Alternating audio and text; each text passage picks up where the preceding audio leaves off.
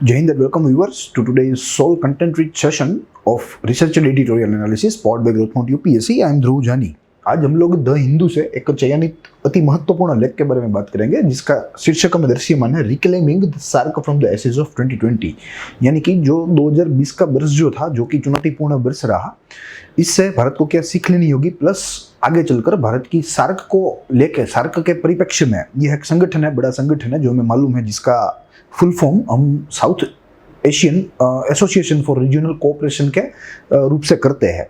ये एक शक्तिशाली प्रादेशिक संगठन है, तो इसको लेकर भारत की क्या रणनीति, भावी रणनीति होनी चाहिए, इसका जिक्र यहाँ लेखक ने बहुत ही अच्छी तरीके से, बहुत ही संशोधित तरीके से यहाँ किया है। As you can see other side on the screen, here is a cover which actually depicts the member nations of the SAARC. Bharat भी इसका पूर्ण रूप से मेंबर नहीं है, मगर नजदीक के भविष्य में भारत इसका पूर्ण रूप से मेंबर बन जाएगा। ठीक है, और अगर विषय संबंधी दृष्टि से देखें तो हमारे सिविल सर्विसेज के मेंस एग्जामिनेशन में, यानी कि मुख्य परीक्षा के GS 2 में हम इसको समाहित कर सकते हैं। GS 2 में भी इंटरनेशनल रिलेशंस, और इंटरनेशनल रिलेशंस में भी policies of international organisation in interest to India, यानी कि भारत के हित में जो अंतर्राष्ट्रीय संगठन है, उनकी जो नीतियां हैं, उनके जो कदम है भारत के हित में या भारत के परिप्रेक्ष्य में, उसको यह उजागर करता लेख है। उसके साथ हम इसको लिंक कर सकते हैं। और जैसे मैंने आपको बताया कि यह लेख अपने आप में ही एक संशोधन है, अच्छा खासा संशोधन है, तो हमें यहाँ मात्र और मात्र 2 ही चरण में यह पूरा सत्र देखना है, जिसमें सर्वप्रथम हम लोग लेख के निष्कर्ष की बात करेंगे और बाद में उसके बाद जो लेख के महत्वपूर्ण पहलू है, या आप कह लीजिए हाइलाइट्स है, हाइलाइट्स ऑफ द आर्टिकल, उसके बारे में देखने का प्रयास करेंगे। तो शुरू करते हैं। लेख की तस्वीर देखकर हम आज की हमारी चर्चा जो है वो शुरू करेंगे। Suhasini Haidar, she is a writer to this article and she has written quite well. Her research is also quite well, quite extensive research is presented here, जिसको हम लोग आगे देखने का प्रयास करेंगे। कुल 5 बिंदुओं में लेखक ने अपनी बात रखी है, कुल 5 बिंदुओं में। ठीक है, जिसको हम लोग एक एक करके उसके जो मुख्य प्रावधान है या मुख्य जो बिंदु है उसको देखने का प्रयास करेंगे। देखेंगे सबसे प्रथम लेख का निष्कर्ष। लेखक ने शुरुआत की है कि 8 दिसंबर 2020 को सार्क का चार्टर डे था, और 2020 में यह 36वां चार्टर डे था। ठीक है, उसके तहत हमारे PM मोदी ने वर्चुअली यह पूरी जो समिट थी उसे एड्रेस भी किया है, उसे संबोधित भी किया है, और अपने संबोधन में एक विशेष बल दिया है कि पूरे क्षेत्र में से हिंसा और आतंकवाद को खत्म करने के ऊपर। हमारे प्रधानमंत्री ने साफ बता दिया कि अगर हमें क्षेत्रीय विकास करना है, हमें अगर क्षेत्रीय शांति चाहिए, क्षेत्रीय संतुलन चाहिए, तो हमारे लिए यह अनिवार्य है कि हम पूरे क्षेत्र में से टेररिज्म वो वायोलेंस को नाबूद कर दे, उसको इरेडिकेट कर दे।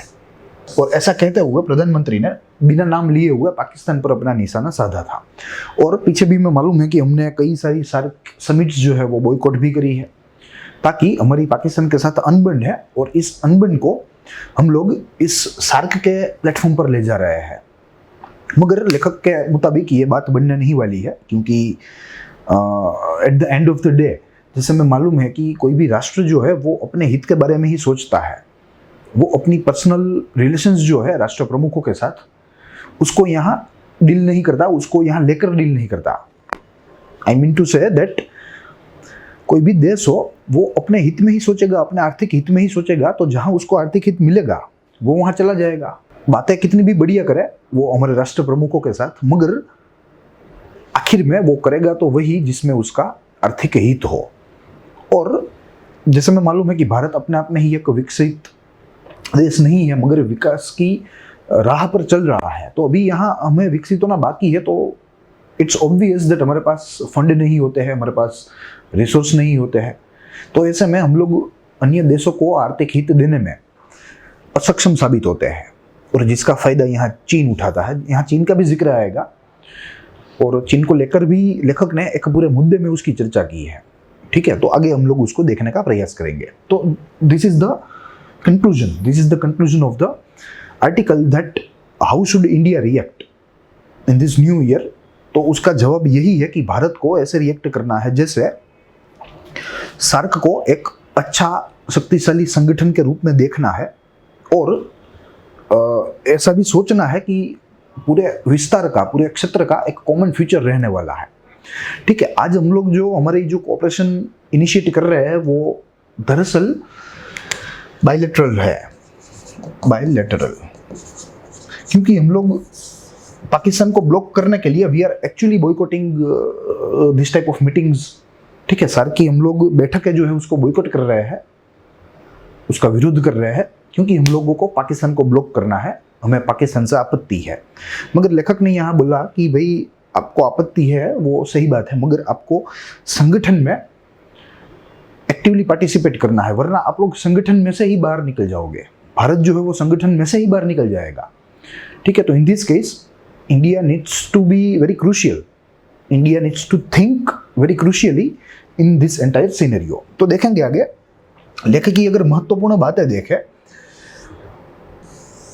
तो जैसे मैंने आपको बताया कि लेखक ने पूरा जो लेख है अपना वो 5 भागों में विभाजित किया है, जिन 5 भागों को हमारी रिसर्च टीम ने एक अच्छे रूप में प्रेजेंट करने का प्रयास किया है, जिसको हम लोग आगे देखेंगे। हालांकि ऐसा प्रेजेंटेशन हमें आर्टिकल में देखने को नहीं मिलता है, मगर हमारी एकेडमिक ज़रूरियात के लिए, हमारे एकेडमिक सेटिस्फेक्शन के लिए हम यहाँ इसको आपके समक्ष एक स्मार्ट आर्ट के रूप में प्रेजेंट करना चाहेंगे। प्लस यहाँ लेखक ने एक बात का जिक्र किया है कि 8 दिसंबर ऑफ 2020 यानी कि चार्टर डे ऑफ सार्क, उस दिन जब वर्चुअल मीटिंग हेल्ड हुई तब जैसे हमने बात की कि प्रधानमंत्री ने संबोधित किया, PM Modi address the entire summit, तो कई सारे राष्ट्र प्रमुखों ने जो इस समिट को एड्रेस किया, मगर मोदी के अलावा सब ने इस संगठन को बनाए रखने की, संगठन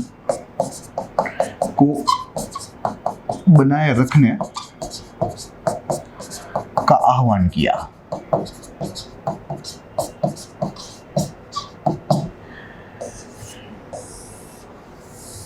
और इसका अप्रत्यक्ष रूप से जो इसका इशारा था वो भारत के ऊपर था कि भारत ऐसे बॉयकॉट करेगा या बॉयकॉट करता ही रहेगा तो ऐसे कैसे चलेगा।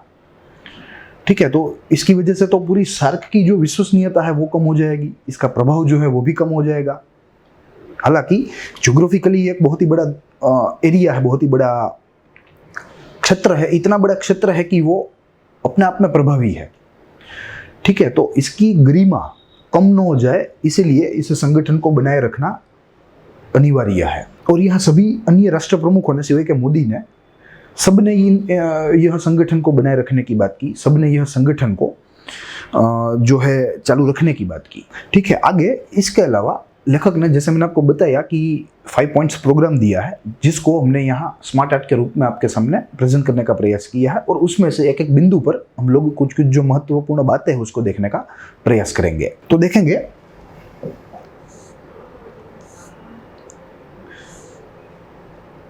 देखिए यहाँ लेखक के 5 बिंदु है जो हमने यहाँ ऐसे सेट किए हैं ताकि हमें याद रखने में सरल हो, हमें समझने में सरलता हो। इसमें से सर्वप्रथम रहेगा द शैडोज ओवर मीट। देखिए यहाँ 2 मीटिंग्स की बात की है, एक सार्क की बात की है लेखक ने और दूसरी बात की है शंघाई कोऑपरेशन ऑर्गेनाइजेशन की, जिसमें चाइना जो है वो एक नायक है और इसमें कई सारी साउथ एशियन कंट्रीज समाहित है सार्क के ऑर्गेनाइजेशन में। ठीक है, यहाँ 2 मीटिंग्स की बात किया जिसमें से हम लोग सर्वप्रथम सार्क को देखेंगे। देखिए सार्क में लेखक ने क्या कहा कि भारत जो है वो निरंतर ब्लॉक कर रहा है, blocking meetings.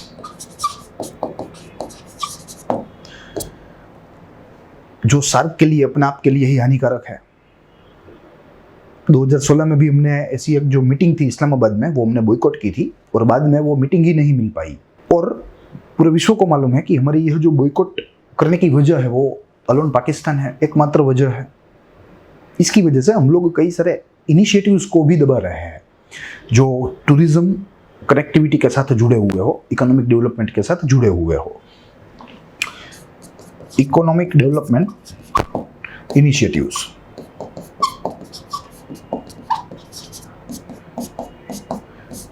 We are actually creating a blockade. हम लोग एक प्रकार का ब्लॉकेड क्रिएट कर रहे हैं। प्लस साथ में महत्वपूर्ण बात यहाँ लेखक ने ये बोली कि हम लोग पश्चिमी राष्ट्रों को और अन्य अंतर्राष्ट्रीय संगठनों को एक मौका दे रहे हैं, एक तक दे रहे हैं कि साउथ एशिया को एक अलग अलग विभाजनों के रूप में देखें, क्योंकि यहाँ हमारी जो एकता है वो दिखती नहीं है। हम लोग अपने पड़ोसी से ही लड़ते हैं और संगठन में भी अपने आप में ही क्रैक है। ठीक है, तो ये अंतर्राष्ट्रीय संगठन या अन्य पश्चिमी ताकतों के लिए बहुत ही फायदेमंद साबित होगा और हमारी प्रादेशिक जो स्थिरता है, प्रादेशिक जो शांति है, उसके ऊपर भी खतरा है। फ्रेगमेंटेड साउथ एशिया, मैं यहां लिख सकता हूं फ्रेगमेंटेड साउथ एशिया। दूसरी कंपैरिजन लेखक ने एससीओ की है कि यहाँ तो अच्छी बात है कि भारत जो है वो पाकिस्तान की मौजूदगी से या पाकिस्तान की करतूत से सार्क को बॉयकॉट कर रहा है, उसको ब्लॉक करने का प्रयास कर रहा है। मगर एससीओ का किया, क्योंकि जैसे पाकिस्तान के साथ भारत को जो है भारत के सीमा संघर्ष चल रहा है, वैसे ही चाइना के साथ भी चल रहा है। भारत जितना पाकिस्तान के साथ दुश्मनी में उतरा हुआ है, उतना ही चाइना के साथ उतरा हुआ है। तो लेखक ने यहाँ एक बात को पकड़ी है और ये बहुत ही महत्वपूर्ण बात है कि क्यों भारत शंघाई कोऑपरेशन ऑर्गेनाइजेशन की जो मीटिंग्स है, जो बैठकें हैं, वो बॉयकॉट नहीं करता है। क्यों प्रधानमंत्री मोदी और उसके कैबिनेट मिनिस्टर्स यहाँ विजिट करते हैं पाकिस्तानी काउंटर पार्ट्स के साथ। इनफैक्ट नवंबर में जो मीटिंग होने वाली थी जिसमें एससीओ के हेड ऑफ गवर्नमेंट्स मिलने वाले थे, उसमें भारत ने न्योता भी भेजा था पाकिस्तान के प्रधानमंत्री को, इमरान खान को, कि भाई आप आओ भारत और एससीओ में आप अपना स्थान ग्रहण करो। हालांकि इमरान खान नहीं आए थे, उसने किसी और अफसर को भेज दिया था उनकी जगह पर, मगर यहाँ हमने इन्विटेशन तो दिया। तो लेखक ने कहा कि भाई या तो आप बैलेंस अप्रोच रखो कि भाई यहाँ भी ना बोली तो यहाँ भी ना, वरना आप ऐसे बॉयकॉट का अप्रोच ही मत रखो। कोई भी मीटिंग हो, कोई भी संगठन हो, उसको आप ना नहीं बोलो, उसको आप जो है वेलकम कीजिए। ठीक है, तो यहाँ दो बातें हैं। India not boycotting SCO meeting. तो यहाँ लेखक ने बोला कि ये अपने आप में जो है दुर्भाग्यपूर्ण बात है और यहाँ सरकारी नीतियों को हमें चेंज करना होगा, उसको बदलना होगा। फिर उसके साथ कई सारी ऐसी मीटिंग्स है जो कि भारत जो है वो बॉयकॉट नहीं करता, जिसमें G20 का समावेश हो सकता है, जिसमें आप कह लीजिए एससीओ का समावेशन हो सकता है, जिसमें रशिया, इंडिया, चाइना ट्राइलेटरल जो बैठक है या ट्राइलेटरल एग्रीमेंट है उसका भी समावेशन हो सकता है। G20 जिसको हमने बॉयकॉट ना किया हो, हमने बॉयकॉट मात्र और मात्र सार्क को ही किया है। फिर इंडिया, रशिया, चाइना ट्राइलेटरल, तो हमने इसको भी ब्लॉक नहीं किया, इसमें भी हम लोग गए और शंघाई कोऑपरेशन ऑर्गेनाइजेशन में तो हम लोग जा ही रहे हैं या उनकी यजमानी भी कर रहे हैं। ठीक है, तो ये एक मुद्दा जो कि प्रथम मुद्दे में समाहित हो सकता है। ठीक है, यहाँ दोनों की कंपैरिजन हमें लेखक ने दी है। फिर दूसरा मुद्दा जिसे पेंडेमिक कॉज्ड डैमेजेस के नाम से यहाँ लेखक ने पहचाना है, जिसके तले लेखक ने कुछ चिंताएं व्यक्त की है। लेखक ने बोला है कि भाई पूरे विश्व को जो है आज पेंडेमिक ने प्रभावित कर दिया है, जिसमें अलग अलग क्षेत्र के अलग अलग अनुभव रहे हैं। इन कॉन्टेक्स्ट टू पेंडेमिक, यह महामारी के संदर्भ में अलग अलग क्षेत्रों के अलग अलग अनुभव रहे हैं। जैसे साउथ एशिया का अनुभव जो है वो थोड़ा अलग रहा, जैसे यहाँ गरीबी में बढ़ावा हुआ, जीडीपी लॉस हुआ, जॉब लॉस हुआ। तो ऐसे कुछ तत्व जो है वो विकसित देशों में देखने को नहीं मिलते। विकसित देशों में मात्र और मात्र कैजुअलिटीज देखने को मिलती है ड्यू टू दिस पेंडेमिक या ड्यू टू दिस वायरस। मगर अन्य यहाँ वहाँ कोई जो है ज़्यादा फेरफार हमें देखने को नहीं मिलता, नहीं कि वहाँ के हमें अर्थतंत्र में कोई कमी देखने को मिलती है, जो कि साउथ एशिया के राष्ट्रों में देखने को मिलती है। क्योंकि हमारे जो अधिकतर राष्ट्र है वे विकास की राह पर है, अभी भी पूर्ण विकसित नहीं हुए हैं। तो यहाँ लेखक ने बोला है कि इस साउथ एशियन एक्सपीरियंस को समझने के लिए एक कलेक्टिव अप्रोच की जरूरत है। A collective approach is a need of R to understand the experience of this pandemic in the entire region of South Asia। ठीक है, ये बात बोली प्रथम। इसके अलावा लेखक ने बोला कि economic depression,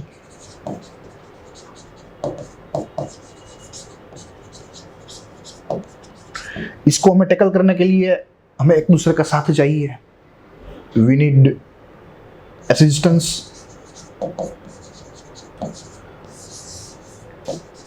from each country of our reason.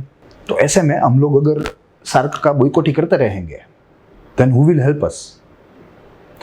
Vaccination programme के लिए एक कलेक्टिव मैकेनिज्म चाहिए, चाहे वो R&D हो या सप्लाई हो या डिस्ट्रीब्यूशन हो, कोई भी बात हो, एक कलेक्टिव अप्रोच चाहिए, then only we are going to win. और साथ ही में जो मंदी है, आर्थिक मंदी, उससे तो हमें बाहर निकलना ही है। और एक एस्टिमेट के अनुसार टोटल मात्र इसी एरिया में टूरिज्म सेक्टर में, मैं यहाँ ऊपर लिखना उचित समझूंगा,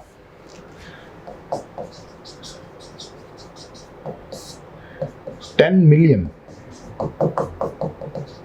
jobs lost and over 52 billion of GDP decline alone in the tourism sector।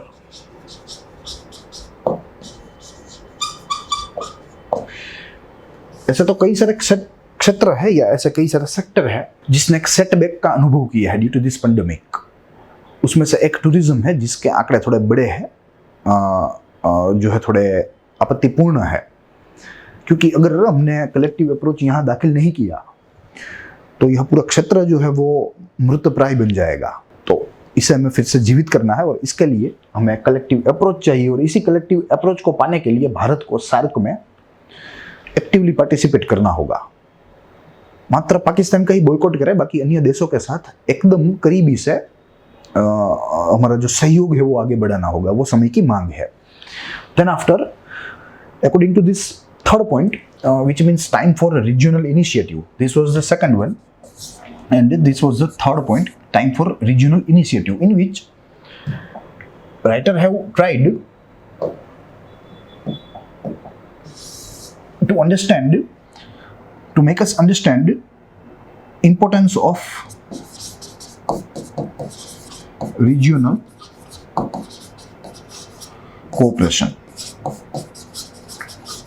क्योंकि यहाँ लेखक ने एक बहुत ही महत्वपूर्ण बात कही कि आज जो यह जो प्रादेशिक महामारी थी जो कि चाइना के वुहान में जन्मी थी, according to major media reports, अब वो देखते ही देखते बहुत ही कम समय में पूरे विश्व में फैल गई। ठीक है, तो यह प्रादेशिक महामारी ने मात्र कुछ ही दिनों में वैश्विक महामारी का जो है एक स्वरूप धारण कर लिया। Which means a regional epidemic became a pandemic in no time। बहुत ही कम समय में। तो ये जो कम समय में ये जो ट्रांसफॉर्मेशन हुआ एक एपिडेमिक का एक पेंडेमिक में, it was due to globalisation.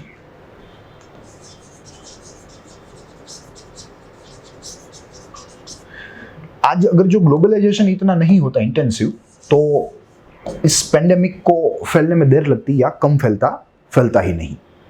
मात्र और मात्र किसी भी क्षेत्र जहाँ पे उसका जन्म हुआ था वहीं तक सीमित रहता या अन्य किसी और क्षेत्र में जाता। मगर पूरे विश्व में जैसे आज पूरे विश्व को जैसे इसने आज प्रभावित कर दिया है, वैसे ये फैलता नहीं। तो globalisation is one of the reason.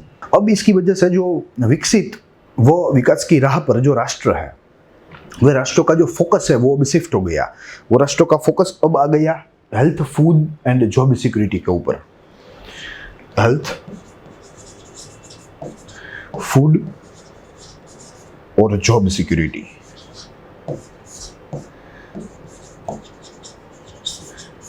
जो कि नॉर्मली के समय में ये कहीं पर भी नहीं था, क्योंकि वी वर सिक्योर। मगर आज इस एबनॉर्मल समय में, असामान्य समय में, राष्ट्रों का जो फोकस है, प्रायोरिटी फोकस, प्राथमिक जो ध्यान है वो अब हेल्थ सिक्योरिटी पर रहेगा, फूड सिक्योरिटी पर रहेगा और साथ ही में जॉब सिक्योरिटी पर भी रहने वाला है। और यहाँ लेखक ने यह भी कहा है कि इस पेंडेमिक के चलते कई सारे भाव जो है वे अब बढ़ रहे हैं, जैसे नेटिविज्म हो, स्थानिकवाद, ठीक है, प्लस लोकलाइजिंग सप्लाई चेन और साथ ही में सेल्फ डिपेंडेंसी यानी कि आत्मनिर्भरता। मैं यहाँ लिख देता हूँ, ये 3 मुद्दे थोड़े महत्वपूर्ण हैं।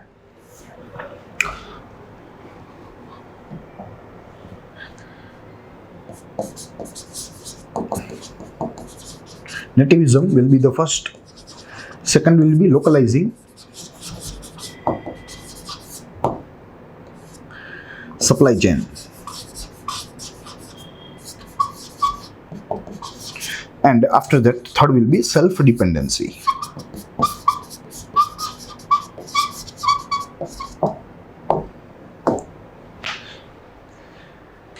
मगर इन मुद्दों पर काम करना किसी भी राष्ट्र के लिए इतना आसान नहीं होगा जितनी हमने बात करने में मेहनत की। ठीक है, ये बहुत ही एक चैलेंजिंग वर्क होने वाला है और कोई भी देश हो वो इतनी स्मूथली जो है बैकफुट पर नहीं जा सकता, जो एक ग्लोबलाइजेशन के आज के इस चेन में जो है पूर्ण रूप से समाहित हो। इट विल टेक टाइम और इसको बूस्ट करेगा रीजनल इनिशिएटिव्स। जैसे आज हमने देखा है कि आज के इस समय में रीजनल इनिशिएटिव्स का जो प्रभाव है वो निरंतर बढ़ रहा है। जैसे आप यूएस, मैक्सिको, कनाडा का एग्रीमेंट देख सकते हो, जैसे आप RCEP जो कि अभी हाल ही में उसके ऊपर हस्ताक्षर हुए थे, रीजनल कॉम्प्रिहेंसिव इकोनॉमिक पार्टनरशिप, वो भी एक प्रकार का रीजनल फोरम है। एक प्रदेश के जो है सीमित रहकर वो अपना काम करता है। साथ ही में हम लोग African continental free trade agreement की भी बात कर सकते हैं, जो कि अफ्रीका के प्रदेश तक सीमित है। ऐसे ही गल्फ कोऑपरेशन जो काउंसिल है उसका भी हम लोग बात कर सकते हैं, उसकी भी GCC जिसे हम लोग कह सकते हैं। और साथ ही ऐसे ही यूरोपियन यूनियन जो कि एक बहुत ही बड़ा प्रादेशिक संगठन है, उसको भी हम लोग यहाँ जो है गिन सकते हैं। तो कहने का तात्पर्य यह है कि अब पेंडेमिक के आने की वजह से अब ये जो ग्लोबलाइजेशन है इसका काम रीजनल कोऑपरेशन से होगा। वैसे तो ग्लोबलाइजेशन अपने आप में ही एक बड़ा शब्द है, इसकी व्याख्या करने हेतु ही हमें एक पूरा समर्पित उपाख्यान चाहिए इसके लिए, मगर यहाँ हम लोग इसकी ज़्यादा जो है विस्तृत से बात नहीं करेंगे। ग्लोबलाइजेशन को हम लोग समझेंगे मगर हमारे हाइपोथेसिस के सेगमेंट में। यहाँ हमें इस लेख के ऊपर फोकस करना है, यह सेगमेंट का ये उद्देश्य है। तो इसलिए हम लोग यहाँ इस लेखक की बात को आगे लेकर चलना चाहेंगे।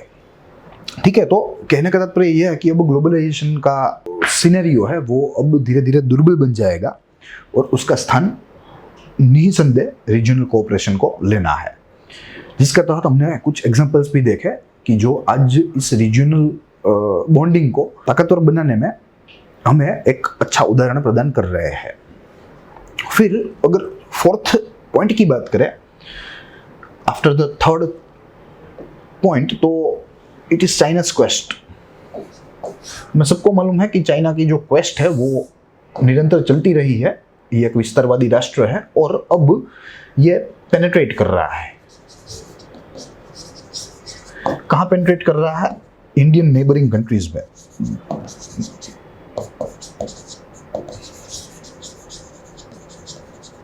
इंडियन नेबरिंग कंट्रीज,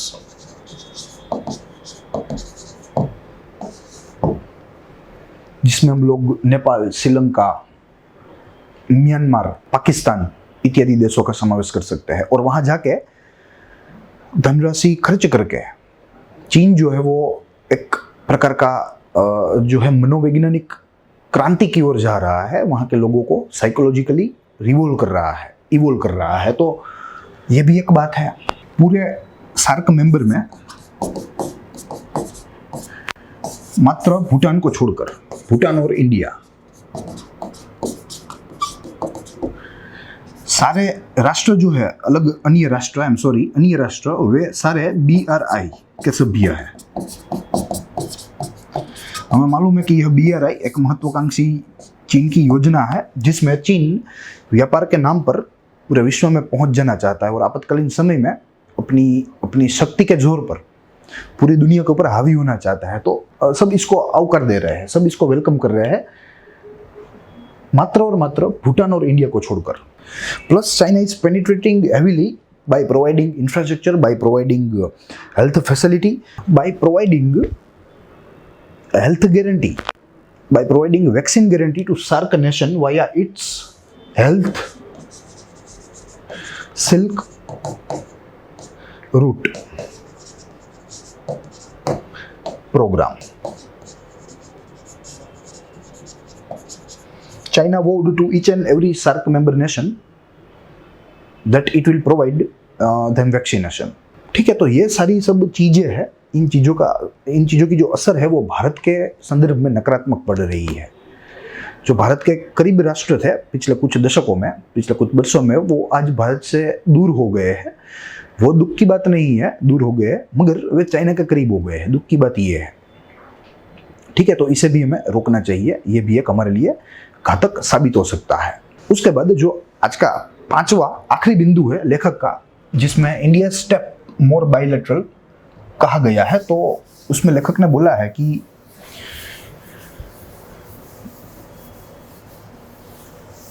मार्च की सार्क की मीटिंग के अलावा